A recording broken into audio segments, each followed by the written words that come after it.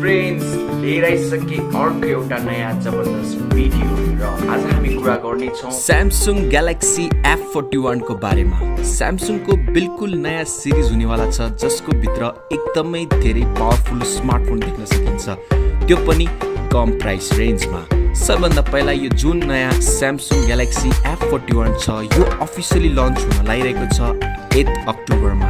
यस friends, 8 October यो officially इन्डियामा lunch हुन्छ अनि त्यसपछि यो नेपालमा पनि देख्न थाल्छ चाँडै नै। सबभन्दा पहिला Samsung Galaxy F41 को डिस्प्लेको बारेमा कुरा गर्दा यहाँ तपाईलाई 6.5 इन्चको फुल HD plus super amoled display देखिन्छ। साथमा फ्रन्टमा एउटा यू शेप वाला नच देखिन्छ फ्रन्ट सेल्फी क्यामेरा। यो पाली यहाँ यू शेपको नच देखिन्छ र साथमा पछाडि फिंगरप्रिन्ट सेन्सर F41 को भित्र देख्न सकिन्छ।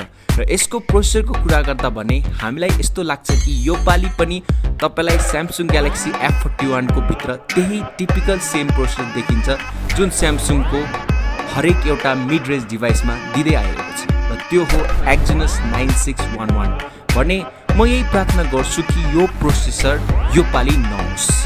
यहाँ 4GB RAM, 6GB RAM, 64GB internal storage र 128GB को internal storage Samsung Galaxy F41 को भित्र पाउनुहुन्छ।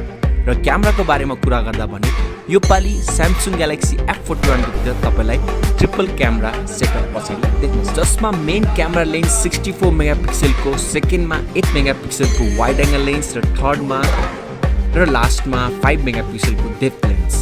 र फ्रन्ट क्यामेराको कुरा गर्दा भने यहाँ तपाईलाई 32 मेगापिक्सल को फ्रन्ट सेल्फी क्यामेरा पाउँछ, त्यो पनि यू शेप नचको साथमा।